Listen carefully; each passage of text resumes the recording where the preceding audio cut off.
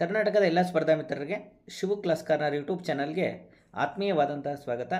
ಇಂದಿನ ಒಂದು ವಿಡಿಯೋದಲ್ಲಿ PCPSI, STA, FDA, PDO, KAS ಸೇರಿದಂತೆ ಎಲ್ಲ ಪರೀಕ್ಷೆಗಳಿಗೆ ಅತಿ ಪ್ರಮುಖವಾದಂತಹ ಕರೆಂಟ್ ಅಫೇರ್ಸನ್ನು ಚರ್ಚೆ ಮಾಡಲಾಗುವುದು. ಈ ಒಂದು ಕರೆಂಟ್ ಅಫೇರ್ಸ್ಗಳನ್ನು ಪ್ರಜಾವಾಣಿ, ಕನ್ನಡಪ್ರಭ, ವಿಜಯವಾಣಿ, ವಿಶ್ವವಾಣಿ, ಹೊಸ ದಿಗಂತ ಹೀಗೆ 5-6 ಒಂದು ದಿನಪತ್ರಿಕೆಗಳಿಂದ ನಾನು ಪರೀಕ್ಷೆಗೆ ಅತಿ ಪ್ರಮುಖವಾದಂತಹ ಒಂದು ಟಾಪಿಕ್ಗಳನ್ನು ತೆಗೆದುಕೊಂಡು ನಿಮ್ಮೊಂದಿಗೆ ಚರ್ಚೆ ಮಾಡಲಿದ್ದೇನೆ.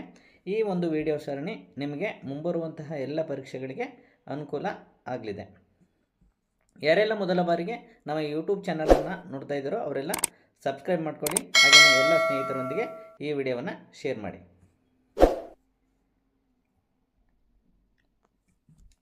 ಇವತ್ತಿನ ಅತಿ ಪ್ರಮುಖವಾದಂತಹ ಒಂದು ಕರೆಂಟ್ ಅಫೇರ್ಸ್ನ ಟಾಪಿಕ್ ಯಾವುದಿತ್ತು ಅನ್ನೋದಾದರೆ, ಪಾಸ್ಪೋರ್ಟ್ ಭಾರತಕ್ಕೆ 77ನೇ ಸ್ಥಾನ.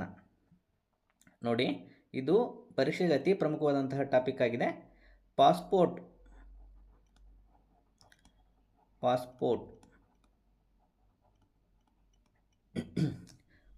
ಇದೆಯಲ್ಲ, ಆ ಒಂದು ಪಾಸ್ಪೋರ್ಟ್ನಲ್ಲಿ ಭಾರತಕ್ಕೆ 77ನೇ ಸ್ಥಾನ. ಎನ್ಲಿ ಪಾಸ್ಪೋರ್ಟ್ ಸೂಚ್ಯಂಕ 2025ರಲ್ಲಿ ಭಾರತ ಪಾಸ್ಪೋರ್ಟ್ 8 ಸ್ಥಾನ ಏರಿಕೆ ಕಂಡಿದ್ದು 77ನೇ ಸ್ಥಾನ ಪಡೆದಿದೆ. ವಿವಿಧ ದೇಶಗಳ ಪಾಸ್ಪೋರ್ಟ್ ಹೊಂದಿರುವವರು ಎಷ್ಟು ದೇಶಗಳಿಗೆ ವೀಸಾ ಇಲ್ಲದೆ ಪ್ರಯಾಣಿಸಬಹುದು ಎಂಬುದನ್ನು ಆಧರಿಸಿ ಸೂಚ್ಯಂಕದ ಪಟ್ಟಿ ಸಿದ್ಧಪಡಿಸಲಾಗಿದೆ. ಅಂದರೆ 8 ಸ್ಥಾನವನ್ನು ಜಿಗಿತಗೊಂಡಿದೆ. ಅಂದರೆ ಈ ಒಂದು ಪಾಸ್ಪೋರ್ಟ್ ಹೊಂದಿರುವಂತಹ ಒಂದು ಯಾವ ಪಾಸ್ಪೋರ್ಟ್ ಮೂಲಕ ಹೆಚ್ಚು ದೇಶಗಳಿಗೆ ಪ್ರವಾಸ ಮಾಡ್ಬೋದು ಅನ್ನೋದರ ಆಧಾರದ ಮೇಲೆ ಬಲಿಷ್ಠ ಪಾಸ್ಪೋರ್ಟು ಅಥವಾ ರ್ಯಾಂಕಿಂಗನ್ನು ನೀಡಲಾಗುತ್ತೆ.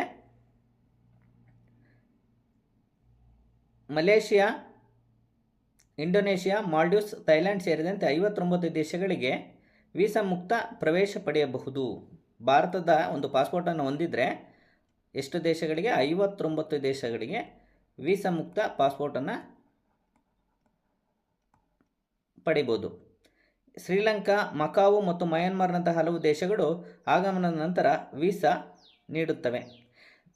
ಸಿಂಗಾಪುರ್ ಪಾಸ್ಪೋರ್ಟ್ ಈ ದೇಶದ ಈ ಒಂದು ಸೂಚ್ಯಂಕದ ಪಟ್ಟಿಯಲ್ಲಿ ಮೊದಲ ಸ್ಥಾನದಲ್ಲಿ ಇದೆ. ಇಂಪಾರ್ಟೆಂಟ್ ಆಗುತ್ತೆ ಇದು. ಮೊದಲ ಸ್ಥಾನ ಯಾವುದಿದೆ ಅನ್ನೋದಾದರೆ, ಈ ವರ್ಷದಲ್ಲಿ 2025ರಲ್ಲಿ ಸಿಂಗಾಪುರ ಮೊದಲನೇ ಸ್ಥಾನದಲ್ಲಿದೆ.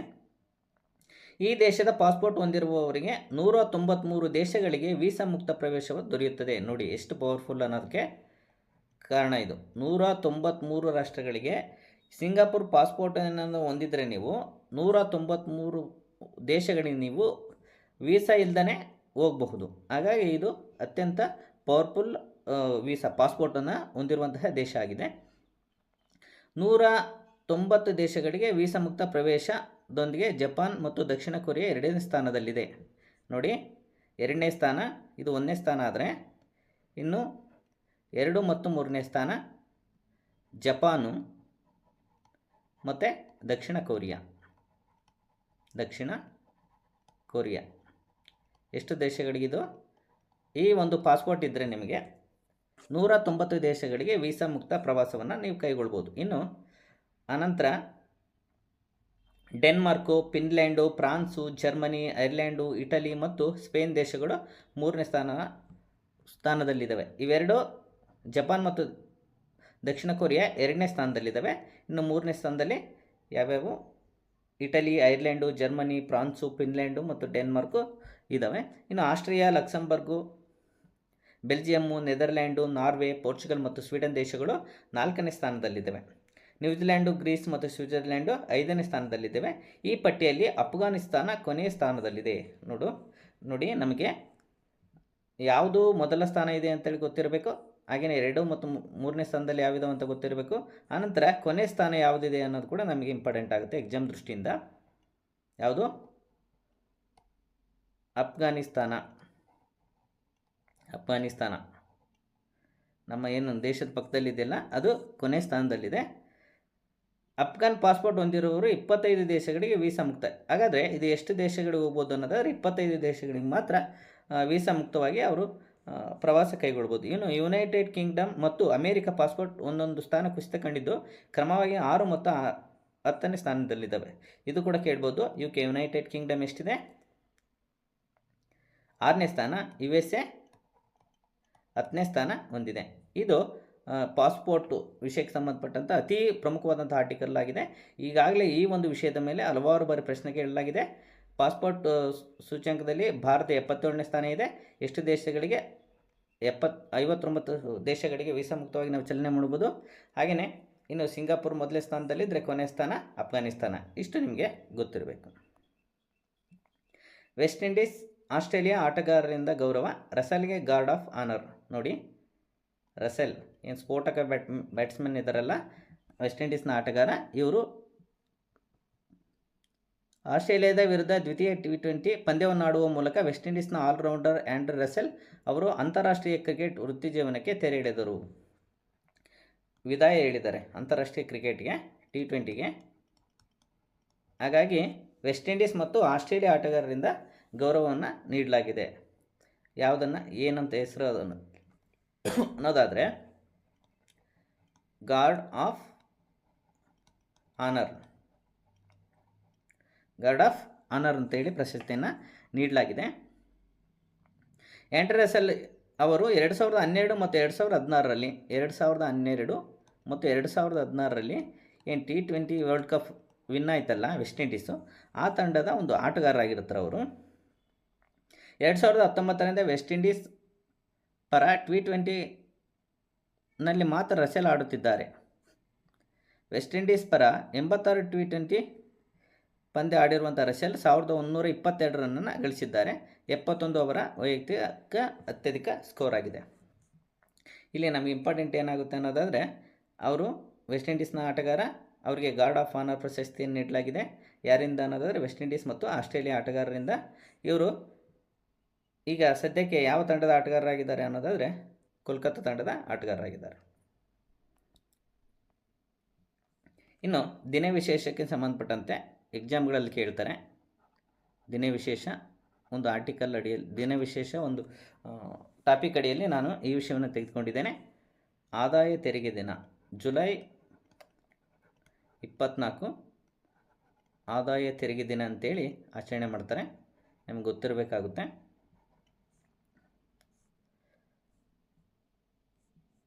ನೋಡಿ, 1860 ಜುಲೈ 24ರಂದು ಮೊದಲ ಬಾರಿ ಆದಾಯ ತೆರಿಗೆ ದಿನವನ್ನು ಆಚರಿಸಲಾಯಿತು.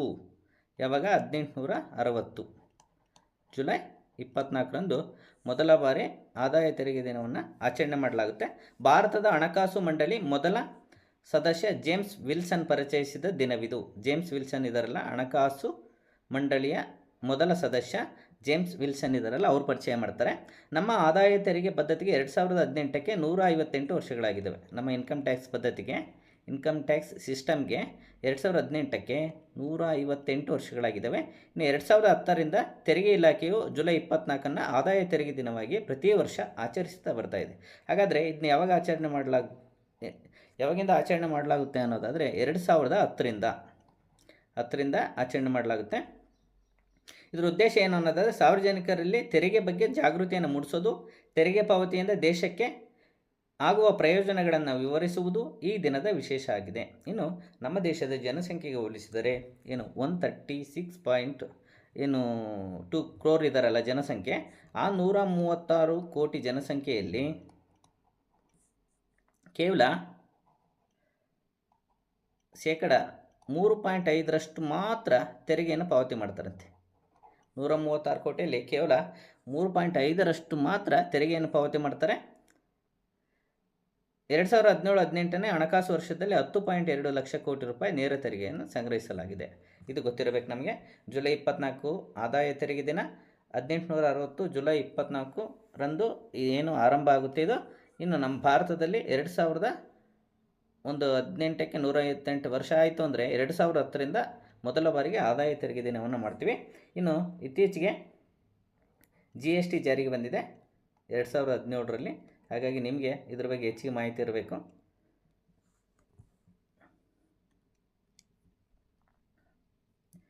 ಇನ್ನು ಇವತ್ತಿನ ಒಂದು ದಿನಪತ್ರಿಕೆಗಳಲ್ಲಿ ಅತಿ ಪ್ರಮುಖವಾದಂತಹ ಪರೀಕ್ಷೆಗೆ ಇಂಪಾರ್ಟೆಂಟ್ ಆದಂಥ ಒಂದು ಟಾಪಿಕ್ ಯಾವುದು ಅನ್ನೋದಾದರೆ ಕ್ರೀಡಾಡಳಿತ ಮಸೂದೆ ಮಂಡನೆ, ನ್ಯಾಯಮಂಡಳಿ ಸ್ಥಾಪನೆ. ಕ್ರೀಡಾಡಳಿತದ ಮಸೂದೆಯನ್ನು ಮಂಡನೆ ಮಾಡಿರ್ತಾರೆ. ಜೊತೆಗೆ ನ್ಯಾಯಮಂಡಳಿಯನ್ನು ಸ್ಥಾಪಿಸುವಂತಹ ಒಂದು ಪ್ರಯತ್ನಕ್ಕೆ ಕೈ ಹಾಕಿದ್ದಾರೆ. ದೇಶದ ಕ್ರೀಡಾ ಅಭಿವೃದ್ಧಿಯಲ್ಲಿ ಮಹತ್ವದ ಪಾತ್ರ ವಹಿಸಬಹುದಾದ ಮತ್ತು ಭಾರತವನ್ನು ಕ್ರೀಡಾ ಶಕ್ತಿಯಾಗಿ ಬೆಳೆಸುವಂತಹ ನಿಟ್ಟಿನಲ್ಲಿ ಹೊಸ ಕ್ರಾಂತಿ ಸೃಷ್ಟಿಸಬಲ್ಲ ರಾಷ್ಟ್ರೀಯ ಕ್ರೀಡಾ ಆಡಳಿತ ಮಸೂದೆಯನ್ನು ಕ್ರೀಡಾ ಸಚಿವ ಮನ್ಸುಖ್ ಮಾಂಡವಿಯಾ ಬುಧವಾರ ಲೋಕಸಭೆಯಲ್ಲಿ ಮಂಡಿಸ್ತಾರೆ. ಶ್ರೀಮಂತ ಕ್ರಿಕೆಟ್ ಸಂಸ್ಥೆ BCCI ಸೇರಿದಂತೆ ದೇಶದ ಎಲ್ಲ ರಾಷ್ಟ್ರೀಯ ಕ್ರೀಡಾಕೂಟಗಳ ಕಾರ್ಯನಿರ್ವಹಣೆಯ ಮೇಲ್ವಿಚಾರಣೆ ಮಾಡ್ತಕ್ಕಂಥ ಉದ್ದೇಶದಿಂದ ಈ ಒಂದು ಕ್ರೀಡಾ ಆಡಳಿತ ಮಸೂದೆಯನ್ನು ಮಂಡನೆ ಮಾಡಿದ್ದಾರೆ. ಇನ್ನು ಕ್ರೀಡಾ ಮಂಡಳಿಯನ್ನು ಸ್ಥಾಪಿಸುವುದು ಇದರ ಪ್ರಸ್ತಾವವಾಗಿದೆ. ದೇಶದ ಕ್ರೀಡಾಪಟುಗಳು ಮತ್ತು ಕ್ರೀಡೆಯ ನೆರವು ಮತ್ತು ಅಭಿವೃದ್ಧಿಗಾಗಿ ಕೇಂದ್ರ ಸರ್ಕಾರ ಇತ್ತೀಚೆಗೆ ನೂತನ ಕ್ರೀಡಾ ನೀತಿ ಖೇಲೋ ಭಾರತ್ ನೀತಿ ಜಾರಿಗೆ ತಂದಿದೆ. ಖೇಲೋ ಭಾರತ್ ನೀತಿ ಜಾರಿಗೆ ತಂದಿದೆ. ಖೇಲೋ ಭಾರತ್ ನೀತಿಯನ್ನು ಜಾರಿಗೆ ತಂದಿತ್ತು. ಇದೀಗ ದೇಶದ ಕ್ರೀಡಾ ಆಡಳಿತ ಸುಧಾರಣೆಗಾಗಿ ರಾಷ್ಟ್ರೀಯ ಕ್ರೀಡಾ ಆಡಳಿತ ಮಸೂದೆಯನ್ನು ಮಂಡಿಸಲಾಗಿದೆ. ಭಾರತವು ಕ್ರೀಡಾಶಕ್ತಿಯಾಗಿ ಬೆಳೆಯುವಂತೆ ಮಾಡುವುದು ಇದರ ಉದ್ದೇಶವಾಗಿದ್ದು, ಕ್ರೀಡಾ ಆಡಳಿತದಲ್ಲಿ ಹೆಚ್ಚಿನ ಸುಧಾರಣೆ ತರುವುದು ಅಂತಿಮವಾಗಿ ಭಾರತಕ್ಕೆ 2036ರ ವೇಳೆಗೆ ಒಲಿಂಪಿಕ್ಸ್ನ ಆತಿಥ್ಯವನ್ನು ಪಡೆಯುವಂತಹ ಗುರಿಯನ್ನು ಹೊಂದಿದೆ. ಈ ಒಂದು ಕ್ರೀಡಾ ಆಡಳಿತ ಮಸೂದೆ ನ್ಯಾಯಮಂಡಳಿ ಸ್ಥಾಪನೆ ಹೇಗೆ ನೆರವಾಗುತ್ತೆ ಅನ್ನೋದಾದರೆ, ಕ್ರೀಡೆಗೆ ರಾಜಕೀಯ ಒತ್ತಡ ಮತ್ತು ಹಸ್ತಕ್ಷೇಪದಿಂದ ಮುಕ್ತವಾಗಿ ಕಾರ್ಯನಿರ್ವಹಿಸುವಂತೆ ಕ್ರೀಡಾ ಸಂಸ್ಥೆಗಳಿಗೆ ಫ್ರೀ ಹ್ಯಾಂಡ್ ನೀಡುವುದು ಮಸೂದೆಯ ಪ್ರಮುಖ ಉದ್ದೇಶವಾಗಿದೆ. ಅಂದರೆ ರಾಜಕೀಯ ಒತ್ತಡಗಳು ಒಂದು ಕ್ರೀಡೆಯ ಒಂದು ಸಂಸ್ಥೆಗಳ ಮೇಲೆ ಬರದೇ ಇರೋ ಹಾಗೆ ನೋಡುವಂತಹ ಉದ್ದೇಶವನ್ನು ಈ ಒಂದು ಕ್ರೀಡಾಡಳಿತ ಮಸೂದೆ ಜಾರಿಗೆ ತಂದಿದೆ. ಇನ್ನು ಕ್ರೀಡಾಪಟುಗಳು, ಪದಾಧಿಕಾರಿಗಳು ಮತ್ತು ಕ್ರೀಡಾ ಒಕ್ಕೂಟಗಳು ನಡುವಿನ ವಿವಾದ, ಬಿಕ್ಕಟ್ಟು ಬಗೆಹರಿಸಲು ಮತ್ತು ತ್ವರಿತ ಪರಿಹಾರಗಳನ್ನು ಪಡೆಯಲು ಕ್ರೀಡಾ ನ್ಯಾಯಮಂಡಳಿ ನೆರವಾಗಲಿದೆ. ಹಾಗೆಯೇ ಮೂರನೇದು ಹೇಗೆ ನೆರವಾಗಲಿದೆ ಅನ್ನೋದಾದರೆ, ರಾಷ್ಟ್ರೀಯ ಒಕ್ಕೂಟಗಳಿಗೆ ಕ್ರೀಡಾಪಟುಗಳಿಗೆ ಹೆಚ್ಚಿನ ಪ್ರಾತಿನಿಧ್ಯ ಸಿಗಲಿದೆ. ಕ್ರೀಡಾಪಟುಗಳಿಂದ ಉತ್ತಮ ಫಲಿತಾಂಶ ತರಲು ಅರ್ಹರಿಗೆ ಅವಕಾಶ ಸಿಗುವಂತೆ ಮಾಡುವಂತಹ ಉದ್ದೇಶ ಹೊಂದಿದೆ. ಹಾಗೆಯೇ NSFಗಳ ಹಣಕಾಸು ನಿರ್ವಹಣೆಯಲ್ಲಿ ಪಾರದರ್ಶಕತೆ ತರಲು ಸಕಾಲಿಕ ಲೆಕ್ಕ ಪರಿಶೋಧನೆ ಮಾಡಲಾಗುತ್ತೆ. ಹೀಗೆ ಹಲವಾರು ಒಂದು ಕ್ರೀಡಾ ಕ್ಷೇತ್ರದಲ್ಲಿ ಸುಧಾರಣೆ ತರೋದ್ರ ಮೂಲಕ 2036ರ ವೇಳೆಗೆ ಒಲಿಂಪಿಕ್ಸ್ನ ಆತಿಥ್ಯವನ್ನು ಪಡೆಯುವುದು, ಹಾಗೆಯೇ ಅತಿ ಹೆಚ್ಚು ಒಂದು ಒಲಿಂಪಿಕ್ನಲ್ಲಿ ಒಂದು ಕ್ರೀಡೆಗಳಲ್ಲಿ ನಮ್ಮ ಭಾರತದ ಒಂದು ಕ್ರೀಡಾಪಟುಗಳು ಪದಕವನ್ನು ಗೆಲ್ಲುವಂತಹ ಉದ್ದೇಶದಿಂದ ಈ ಒಂದು ಕ್ರೀಡಾಡಳಿತ ಮಸೂದೆ ಮಂಡಳಿಯನ್ನು ಮತ್ತು ನ್ಯಾಯಮಂಡಳಿಯನ್ನು ಸ್ಥಾಪನೆ ಮಾಡುವಂತಹ ಮಸೂದೆ ಜಾರಿಗೆ ಬಂದಿದೆ. ಹಾಗಾಗಿ ಇದು ಕೂಡ ಎಕ್ಸಾಮ್ ದೃಷ್ಟಿಯಿಂದ ಇಂಪಾರ್ಟೆಂಟ್ ಆಗುತ್ತೆ. ಇನ್ನು ಇನ್ನೊಂದು ವಿಶೇಷವಾದಂತಹ ಒಂದು ಟಾಪಿಕ್ ಇದು ಕೂಡ ಎಕ್ಸಾಮ್ ದೃಷ್ಟಿಯಿಂದ ಇಂಪಾರ್ಟೆಂಟ್ ಆಗುತ್ತೆ. ಜಪಾನ್ಗೆ ತೆರಳಲಿವೆ ಬನ್ನೇರುಘಟ್ಟದ 4 ಆನೆ. ಬನ್ನೇರುಘಟ್ಟದ ಜೈವಿಕ ಉದ್ಯಾನವನದಲ್ಲಿರುವ 4 ಆನೆಗಳು ಗುರುವಾರ ಬೆಂಗಳೂರು ಕೆಂಪೇಗೌಡ ವಿಮಾನ ನಿಲ್ದಾಣದಿಂದ ಜಪಾನ್ಗೆ ಪ್ರಯಾಣ ಮಾಡಲಿವೆ. ನೋಡಿ ಎಲ್ಲಿ ಹೋಗ್ತವೆ ಅನ್ನೋದಾದರೆ ಜಪಾನ್ಗೆ. ರೈಲಲ್ಲ ಮತ್ತು ಟ್ರಕ್ಕಲ್ಲ, ವಿಮಾನದಲ್ಲಿ ಹೋಗುತ್ತೆ. ವಿಮಾನದಲ್ಲಿ ಹೋಗ್ತವೆ. ಎಲ್ಲಿಗೆ? ಜಪಾನ್ಗೆ. ಎಷ್ಟು? 4 ಆನೆಗಳು. ಅಂತಾರಾಷ್ಟ್ರೀಯ ಪ್ರಾಣಿ ವಿನಿಮಯ ಯೋಜನೆಯಡಿ 1 ಗಂಡು 3 ಹೆಣ್ಣಾನೆಗಳು ತೆರಳಲಿವೆ. ಯಾವ ಒಂದು ಯೋಜನೆಯಡಿಯಲ್ಲಿ ಅನ್ನೋದಾದರೆ ಅಂತಾರಾಷ್ಟ್ರೀಯ ಪ್ರಾಣಿ ವಿನಿಮಯ ಯೋಜನೆಯಡಿ ಎಷ್ಟು? 1 ಗಂಡು 3 ಹೆಣ್ಣಾನೆ ಜಪಾನ್ಗೆ ತೆರಳಲಿವೆ. 4 ಚೀತಾ, 4 ಪೂಮಾ, 3 ಚಿಂಪಾಂಜಿ, 8 ಕ್ಯಾಪುಚಿನ್ ಕೋತಿಗಳು ಬನ್ನೇರುಘಟ್ಟಕ್ಕೆ ಬರಲಿವೆ. ಅಂದರೆ ಚೀನಾದಿಂದ 4 ಚೀತಾ ಬರ್ತವೆ, 4 ಪೂಮಾ ನಮ್ಮ ದೇಶದಲ್ಲಿಲ್ಲ. ಇವು ಚೀತಾ ಮತ್ತು ಪೂಮಾ ನಮ್ಮ ದೇಶದಲ್ಲಿಲ್ಲ, ಅಂದರೆ ಪರ್ವತ ಸಿಂಹ ಅಂತ ಕರೀತಾರೆ ಪೂಮನ. 3 ಚಿಂಪಾಂಜಿ ಮತ್ತು 8 ಕ್ಯಾಪುಚಿನ್ ಕೋತಿಗಳು ಬನ್ನೇರುಘಟ್ಟಕ್ಕೆ ಬರಲಿವೆ. ಎಲ್ಲಿ? ಜಪಾನ್ನಿಂದ. ಅಂದರೆ ಪ್ರಾಣಿ ವಿನಿಮಯ ಯೋಜನೆಯಡಿ, ಅಂತಾರಾಷ್ಟ್ರೀಯ ಪ್ರಾಣಿ ವಿನಿಮಯ ಯೋಜನೆಯಡಿ ಜಪಾನ್ನಿಂದ ಇವು ಬರುತ್ತೆ. ಅಂದರೆ ನಮ್ಮ 4 ಆನೆಗಳು ಜಪಾನಿಗೆ ತೆರಳುತ್ತವೆ. ಅದರ ಹೆಸರು ಏನು ಅನ್ನೋದಾದರೆ ಸುರೇಶ, ಗೌರಿ. ಇವು ಇಂಪಾರ್ಟೆಂಟ್ ಆಗುತ್ತೆ, ಯಾಕಂದರೆ ಅಂಬಾರಿಯನ್ನು ಹೊತ್ತಿರುವಂತಹ ಆನೆ ಹೆಸರನ್ನು ಕೇಳಿದ್ರು. ಹಾಗಾಗಿ ಜಪಾನಿಗೆ ತೆರಳಿರುವಂಥ ಆನೆಗಳ ಹೆಸರನ್ನು ಕೂಡ ಕೇಳ್ಬೋದು. ಸುರೇಶ, ಗೌರಿ, ಶ್ರುತಿ ಮತ್ತು ತುಳಸಿ. ಹೀಗೆ ಕತಾರ್ ಏರ್ವೇಸ್ ಸರಕು ಸಾಗಣೆ ವಿಮಾನ ಏರಲಿವೆ. ಇದಕ್ಕಾಗಿ ವಿಮಾನದ ಒಳಗಡೆ ವಿನ್ಯಾಸವನ್ನು ಮಾಡಲಾಗಿದೆ. 8 ತಾಸು ಪ್ರಯಾಣದ ನಂತರ ಜಪಾನ್ನ ಒಸಾಕಾದ ಕನೈ ಅಂತಾರಾಷ್ಟ್ರೀಯ ವಿಮಾನ ನಿಲ್ದಾಣ ತಲುಪಲಿದೆ. ಅಲ್ಲಿಂದ ಇಮೇಜಿ ಸೆಂಟ್ರಲ್ ಪಾರ್ಕಿಗೆ ಕರೆದೊಯ್ಯಲಾಗುವುದು. ಇದು ಇಂಪಾರ್ಟೆಂಟ್ ಆಗುತ್ತೆ. ಯಾವ ಪಾರ್ಕು? ಇಮೇಜಿ ಸೆಂಟ್ರಲ್ ಪಾರ್ಕ್. ಇಮೇಜಿ ಸೆಂಟ್ರಲ್ ಪಾರ್ಕ್ಗೆ ಕರೆದೊಯ್ಯಲಿದೆ. ವಿಮಾನ ಪ್ರಯಾಣ, ಆಹಾರ, ಹೊಸ ಪರಿಸರಕ್ಕೆ ಹೊಂದಾಣಿಕೆ ಕುರಿತು 6 ತಿಂಗಳಿಂದ ಬನ್ನೇರುಘಟ್ಟದಲ್ಲಿ ಆನೆಗಳಿಗೆ ತರಬೇತಿ ನೀಡಲಾಗಿದೆ. 4 ಆನೆಗಳು ಆರೋಗ್ಯದಿಂದ ಇದ್ದು ಬೀಳ್ಕೊಡುಗೆಗೆ ಉದ್ಯಾನವನದ ಸಿಬ್ಬಂದಿಗಳು ಸಿದ್ಧರಾಗಿದ್ದಾರೆ ಎಂದು ಉದ್ಯಾನವನದ ಪ್ರಕಟಣೆ ತಿಳಿಸಿದೆ. ಇದು ಈ ಒಂದು ಟಾಪಿಕ್ ಬಗ್ಗೆ ಮಾಹಿತಿ. ಇನ್ನು ಜನಗಣತಿಗೆ ಸಕಲ ಸಿದ್ಧತೆ, ಡಾಟಾ ಸಂಗ್ರಹ ಸಚಿವ. 2027ರ ಜನಗಣತಿಗೆ ಸಿದ್ಧತೆಯನ್ನು ಈಗಾಗಲೇ ಆರಂಭಿಸಲಾಗಿದೆ ಎಂದು ಕೇಂದ್ರ ಗೃಹ ಸಚಿವಾಲಯ ಲೋಕಸಭೆಗೆ ಮಾಹಿತಿಯನ್ನು ನೀಡಿದೆ. ಜಾತಿಗಣತಿಗೆ ಕಾರ್ಯತಂತ್ರದ ಕುರಿತು ಚರ್ಚಿಸಲು ಜುಲೈ 3-4ರಂದು ದೆಹಲಿಯಲ್ಲಿ ದೊಡ್ಡ ಮಟ್ಟದ ಸಭೆ ನಡೆಸಿ ಮೊಬೈಲ್ ಆ್ಯಪ್ ಮೂಲಕ ಡಿಜಿಟಲ್ ಡಾಟಾ ಸಂಗ್ರಹ, ಜನಗಣತಿ ನಿರ್ವಹಣೆ, ಮಾನಿಟರಿಂಗ್ ಸಿಸ್ಟಮ್, ಪೋರ್ಟಲ್ ಮೂಲಕ ನಿರ್ವಹಣೆ ಮತ್ತು ಮೇಲ್ವಿಚಾರಣೆ, ಸ್ವಯಂ ಎಣಿಕೆ, ಜನಗಣತಿ ಸಿಬ್ಬಂದಿಯ ತರಬೇತಿ ಮತ್ತಿತರ ಪ್ರಮುಖ ವಿಷಯಗಳ ಕುರಿತು ಚರ್ಚಿಸಲಾಗಿದೆ.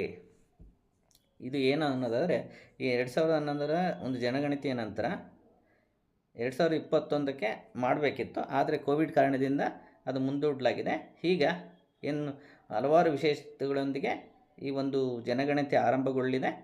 ಹಾಗೆಯೇ 2027ರಿಂದ 2027 ಮಾರ್ಚ್ 1ರಿಂದ ದೇಶಾದ್ಯಂತ ಗಣತಿ ಆರಂಭ ಆಗುತ್ತೆ. ಇದು ಒಟ್ಟಾರೆಯಾಗಿ 16ನೇ ಜನಗಣತಿಯಾಗಿದೆ. ಒಟ್ಟಾರೆಯಾಗಿ ಸ್ವಾತಂತ್ರ್ಯದ ನಂತರ 8ನೇ ಜನಗಣತಿ. ಇದು ನೆನಪಿರ್ಬೇಕು ನಿಮಗೆ. ಒಟ್ಟಾರೆಯಾಗಿ 16ನೇ ಜನಗಣತಿ, ಸ್ವಾತಂತ್ರ್ಯ ನಂತರ 8ನೇ ಜನಗಣತಿ. ಇಲ್ಲಿ ನೋಡಿ, KPCLನಲ್ಲಿ ಖಾಲಿಯಿರುವಂಥ ಹುದ್ದೆಗಳನ್ನು, ಇದು ಇಂಪಾರ್ಟೆಂಟ್ ಅಲ್ಲ. ಕರ್ನಾಟಕ ವಿದ್ಯುತ್ ನಿಗಮದ ನಿಯಮಿತ 56ನೇ ಸಂಸ್ಥಾಪನೆ ದಿನಾಚರಣೆಯನ್ನು ಬುಧವಾರ ಉದ್ಘಾಟಿಸಿದೆ ಅವರು ಮಾತನಾಡಿದರು. ಸೇಮ್ ಸಿದ್ದರಾಮಯ್ಯನವರು ಏನು ಕರ್ನಾಟಕ ವಿದ್ಯುತ್ ನಿಗಮ ಇದೆಯಲ್ಲ, ಅದರ 56ನೇ ಸಂಸ್ಥಾಪನಾ ದಿನವನ್ನು ಉದ್ಘಾಟನೆ ಮಾಡಿ ಮಾತಾಡ್ತಾರೆ. ಇಲ್ಲಿ ನಮಗೆ ಎಕ್ಸಾಮ್ ದೃಷ್ಟಿಯಿಂದ ಏನು ಇಂಪಾರ್ಟೆಂಟ್ ಆಗುತ್ತೆ ಅನ್ನೋದಾದರೆ, 37,009 ಯೂನಿಟ್ 2024-25ನೇ ಸಾಲಿನಲ್ಲಿ ಉತ್ಪಾದನೆಯಾದ ದಾಖಲೆ ಪ್ರಮಾಣದ ವಿದ್ಯುತ್. ಈ ಒಂದು ಕರ್ನಾಟಕ ವಿದ್ಯುತ್ ನಿಗಮ ನಿಯಮಿತ ಇದೆಯಲ್ಲ, KPCL, ಅದು ನಮ್ಮ ಒಂದು 2024-25ನೇ ಸಾಲಿನಲ್ಲಿ 37,009 ಯೂನಿಟನ್ನು ಉತ್ಪಾದನೆ ಮಾಡಿದೆ.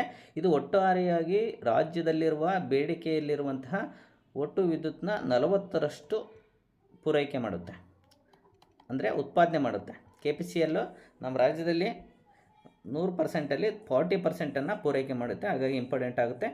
20,000 ಕೋಟಿ ಕೃಷಿ ಪಂಪ್ ಸೆಟ್ಗಳಿಗೆ ಸರ್ಕಾರ ನೀಡುತ್ತಿರುವಂತಹ ಸಬ್ಸಿಡಿ ಒಟ್ಟಾರೆಯಾಗಿ, ಇದು ಇಂಪಾರ್ಟೆಂಟ್ ಆಗುತ್ತೆ. ಇನ್ನೊಂದು ಪ್ರಮುಖವಾದಂತಹ ಒಂದು ಟಾಪಿಕ್ ಇದೆ, ಎಕ್ಸಾಮ್ ದೃಷ್ಟಿಯಿಂದ ಇಂಪಾರ್ಟೆಂಟ್ ಆಗುತ್ತೆ. GDP ದರ ತಗ್ಗಿಸಿದ ADB, Asian development bank. ADB ಅಂದರೆ ಏಷ್ಯನ್ ಡೆವಲಪ್ಮೆಂಟ್ ಬ್ಯಾಂಕ್. ಪ್ರಸಕ್ತ ಆರ್ಥಿಕ ವರ್ಷದಲ್ಲಿ ಭಾರತದ ಒಟ್ಟು ಆಂತರಿಕ ಉತ್ಪಾದನೆಯ ಬೆಳವಣಿಗೆ 6.5% ಇಳಿಯಲಿದೆ ಎಂದು ಏಷ್ಯಾ ಅಭಿವೃದ್ಧಿ ಬ್ಯಾಂಕ್ ಅಂದಾಜಿಸಲಿದೆ. ಎಷ್ಟಕ್ಕೆ ಇಳಿಯಲಿದೆ ಅಂತ ಹೇಳಿದೆ ಅನ್ನೋದಾದರೆ 6.5.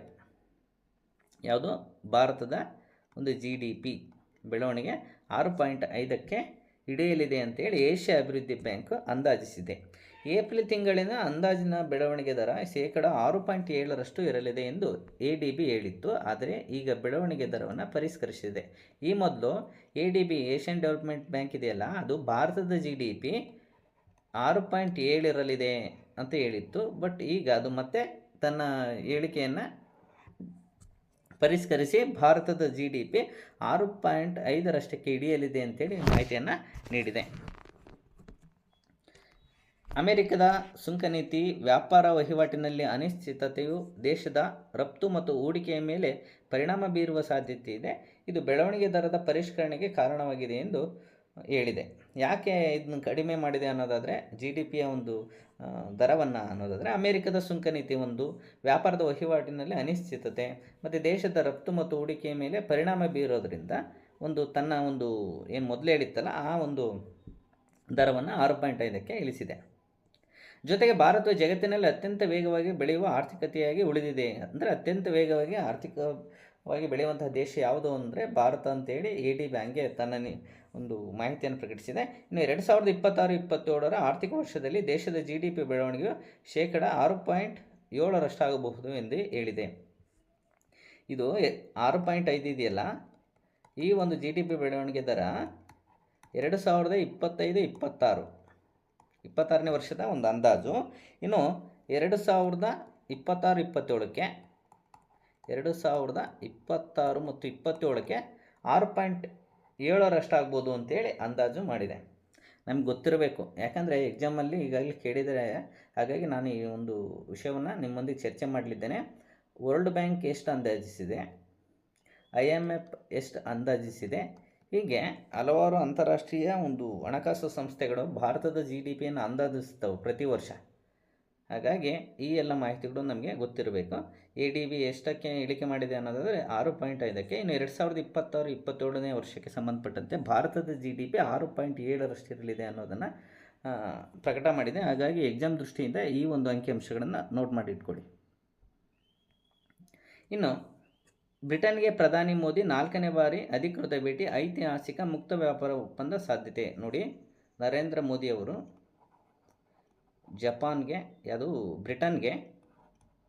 ಬ್ರಿಟನ್ಗೆ 4ನೇ ಬಾರಿ ಭೇಟಿ ನೀಡಲಿದ್ದಾರೆ. ಐತಿಹಾಸಿಕ ಮುಕ್ತ ವ್ಯಾಪಾರ ಒಪ್ಪಂದ, ಫ್ರೀ ಟ್ರೇಡ್ ಅಗ್ರಿಮೆಂಟ್. ಪ್ರಧಾನಿ ನರೇಂದ್ರ ಮೋದಿ ಇದೀಗ 4ನೇ ಬಾರಿ ಬ್ರಿಟನ್ ಪ್ರವಾಸ ಆರಂಭಿಸಿದ್ದು, 2030ರ ವೇಳೆಗೆ ದ್ವಿಪಕ್ಷೀಯ ವ್ಯಾಪಾರವನ್ನು 120 ಶತಕೋಟಿ ಡಾಲರ್ಗೆ ಏರಿಸುವ ಮುಕ್ತ ವ್ಯಾಪಾರ ಒಪ್ಪಂದಕ್ಕೆ ಸಹಿಯಾಗುವ ಐತಿಹಾಸಿಕ ಕ್ಷಣ ಸನ್ನಿಹಿತವಾಗಿದೆ. 2030ರ ವೇಳೆಗೆ 120 ಶತಕೋಟಿಯ ದ್ವಿಪಕ್ಷೀಯ ಒಂದು ವ್ಯಾಪಾರಕ್ಕೆ, ಮುಕ್ತ ವ್ಯಾಪಾರ ಒಪ್ಪಂದಕ್ಕೆ ಸಹಿಯಾಗುವಂತಹ ಐತಿಹಾಸಿಕ ಕ್ಷಣ ಸನ್ನಿಹಿತವಾಗಿದೆ. ಬ್ರಿಟನ್ ಹಾಗೂ ಮಾಲ್ಡೀವ್ಸ್ ದೇಶಗಳಿಗೆ 4 ದಿನಗಳ ಪ್ರವಾಸದ ಭಾಗವಾಗಿ ಅವರು ಈಗ ಬ್ರಿಟನ್ಗೆ ತೆರಳಿದ್ದಾರೆ. ಇಲ್ಲಿ 2 ದಿನಗಳ ಕಾಲ ಅವರು ಬ್ರಿಟನ್ನ ಪ್ರಧಾನಿ ಕೈರ್ ಸ್ಟಾರ್ಮರ್ ಹಾಗೂ ದೊರೆ 3ನೇ ಕಿಂಗ್ ಜಾರ್ಜ್ ಪ್ರಶ್ನೆ ಕೇಳಿದರು, ಯಾರಿದ್ದಾರೆ ಈಗ ದೊರೆ ಅಂತೇಳಿ ಕೇಳ್ತಾರೆ. ಬ್ರಿಟನ್ನಿಂದು 3ನೇ ಕಿಂಗ್ ಜಾರ್ಜ್ ಇದ್ದಾರೆ ನೋಡ್ರಿ ಪ್ರೆಸೆಂಟ್. ಬ್ರಿಟನ್ನ ದೊರೆ ಯಾರು, ಮತ್ತು ಪ್ರಧಾನಮಂತ್ರಿ ಬೇರೆ ಇರ್ತಾರೆ, ಮತ್ತು ದೊರೆ ಬೇರೆ ಇರ್ತಾರೆ. ಕೈರ್ ಸ್ಟಾರ್ಮರ್ ಪ್ರಧಾನಮಂತ್ರಿ ಆದರೆ ದೊರೆ 3ನೇ ಕಿಂಗ್ ಚಾರ್ಲ್ಸ್. ಅವರನ್ನು ಭೇಟಿ ಮಾಡದಿದ್ದು ಪ್ರಾದೇಶಿಕ ಹಾಗೂ ಜಾಗತಿಕ ವಿಷಯಗಳಿಗೆ ಸಂಬಂಧಿಸಿದ ದ್ವಿಪಕ್ಷೀಯ ಮಾತುಕತೆಗಳಲ್ಲಿ ಭಾಗಿಯಾಗಲಿದ್ದಾರೆ. ಈಗಾಗಲೇ ಭಾರತ ಮತ್ತು UK ನಡುವಿನ ಮುಕ್ತ ವ್ಯಾಪಾರ ಒಪ್ಪಂದಕ್ಕೆ ಮಂಗಳವಾರ UK ಸಚಿವ ಸಂಪುಟ ಅನುಮೋದನೆ ನೀಡಿದೆ. ಗುರುವಾರ ಜುಲೈ 24 ಲಂಡನ್ನಲ್ಲಿ ಮುಕ್ತ ವ್ಯಾಪಾರ ಒಪ್ಪಂದಕ್ಕೆ ಸಹಿ ಹಾಕುವಾಗ 2 ದೇಶಗಳ ಪ್ರಧಾನಿ ಸಾಕ್ಷಿಯಾಗಲಿದ್ದಾರೆ ಎಂದು ಮೂಲಗಳು ತಿಳಿಸಿವೆ. ಜೊತೆಗೆ ವಾಣಿಜ್ಯ ಮತ್ತು ಕೈಗಾರಿಕಾ ಸಚಿವ ಪಿಯೂಷ್ ಗೋಯಲ್ ಮತ್ತು ಬ್ರಿಟನ್ನ ವಾಣಿಜ್ಯ ಸಚಿವ ಜೊನಾಥನ್ ರೆನಾಲ್ಡ್ ಈ ಒಪ್ಪಂದಕ್ಕೆ ಸಹಿ ಹಾಕಲಿದ್ದಾರೆ. ನಂತರ ಒಪ್ಪಂದ ಜಾರಿಗೆ ಬರಲು ಬ್ರಿಟಿಷ್ ಸಂಸತ್ತಿನ ಅನುಮೋದನೆ ಅಗತ್ಯವಿರುತ್ತದೆ. ಈ ಒಪ್ಪಂದ ನಂತರ ಬ್ರಿಟಿಷ್ನ ಸಂಸತ್ತಿನ ಅನುಮೋದನೆಯನ್ನು ಪಡೆಯಲಾಗುತ್ತೆ. ಈ ಪ್ರಕ್ರಿಯೆಯು ಸುಮಾರು 1 ವರ್ಷ ತೆಗೆದುಕೊಳ್ಳಬಹುದು. ಪ್ರಧಾನಿಯವರು ಬ್ರಿಟನ್ನ ಭೇಟಿಯ ಸಮಯದಲ್ಲಿ ವ್ಯಾಪಾರ, ಇಂಪಾರ್ಟೆಂಟು, ಆರ್ಥಿಕತೆ, ತಂತ್ರಜ್ಞಾನ, ನಾವೀನ್ಯತೆ, ರಕ್ಷಣೆ, ಭದ್ರತೆ, ಹವಾಮಾನ, ಆರೋಗ್ಯ, ಶಿಕ್ಷಣ, ಜನರ ನಡುವೆ ಸಂಪರ್ಕ ಸೇರಿದಂತೆ ಸಮಗ್ರ ಕಾರ್ಯತಂತ್ರದ ಪಾಲುದಾರಿಕೆಯನ್ನು ಉಭಯ ತಂತ್ರರು ಪರಿಶೀಲಿಸಲಿದ್ದಾರೆ ಎಂದು ವಿದೇಶಾಂಗ ಸಚಿವರು ತಿಳಿಸಿದೆ. ಇದು ಐತಿಹಾಸಿಕ ಒಂದು ಭೇಟಿ ಆಗ್ಬೋದು. ಈಗ 4ನೇ ಬಾರಿ ಭೇಟಿ ಮಾಡ್ತಾ ಇದ್ದಾರೆ. 120 ಶತಕೋಟಿಯ ಡಾಲರ್ಗೆ ಏರಿಸುವ ವ್ಯಾಪಾರ ಮುಕ್ತ ಒಪ್ಪಂದಕ್ಕೆ ಸಹಿ ಹಾಕುವಂತಹ ಒಂದು ದಿನ ಸನ್ನಿಹಿತ ಆಗಿದೆ. ಅಲ್ಲಿನ ಪ್ರಧಾನಮಂತ್ರಿ ಮತ್ತು ದೊರೆ ಯಾರು ಅನ್ನೋದು ಇಂಪಾರ್ಟೆಂಟ್ ಆಗುತ್ತೆ. ಇದು ಇವತ್ತಿನ ಅತಿ ಪ್ರಮುಖವಾದಂತಹ ಒಂದು ಪರೀಕ್ಷೆಗಳಿಗೆ ಅತಿ ಪ್ರಮುಖವಾದಂತಹ ಒಂದು ಕರೆಂಟ್ ಅಫೇರ್ಸ್ ಟಾಪಿಕ್ಗಳನ್ನು ನಾನು ನಿಮ್ಮೊಂದಿಗೆ ಚರ್ಚೆ ಮಾಡಲಿದ್ದೇನೆ. ಈ ಒಂದು ವಿಡಿಯೋ ನಿಮಗೇನಾದರೂ ಇಷ್ಟ ಆಯಿತು ಅಂತಂದರೆ ಲೈಕ್ ಮಾಡಿ, ಮತ್ತು ನಮ್ಮ ಯೂಟ್ಯೂಬ್ ಚಾನಲನ್ನು ಸಬ್ಸ್ಕ್ರೈಬ್ ಮಾಡಿ. ಹಾಗೆಯೇ ನಿಮ್ಮೆಲ್ಲ ಸ್ನೇಹಿತರೊಂದಿಗೆ ಶೇರ್ ಮಾಡಿ. ನೀವು ಶೇರ್ ಮಾಡೋದರಿಂದ ಹೆಚ್ಚು ನೋಡೋದರಿಂದ ನಾವು ಇನ್ನೂ ಹೆಚ್ಚಿನ ಪ್ರಮಾಣದ ವಿಡಿಯೋಗಳನ್ನು, ನಿಮಗೆ ಪರೀಕ್ಷೆಗಳಿಗೆ ಅತಿ ಪ್ರಮುಖವಾದಂತಹ ಟಾಪಿಕ್ಗಳನ್ನು ನಮ್ಮ ಯೂಟ್ಯೂಬ್ ಚಾನಲ್ನಲ್ಲಿ ಅಪ್ಲೋಡ್ ಮಾಡಲಾಗುವುದು. ಮತ್ತು ಮತ್ತೊಂದು ವಿಷಯದೊಂದಿಗೆ ಸಿಗೋಣ. ನಮಸ್ಕಾರಗಳು.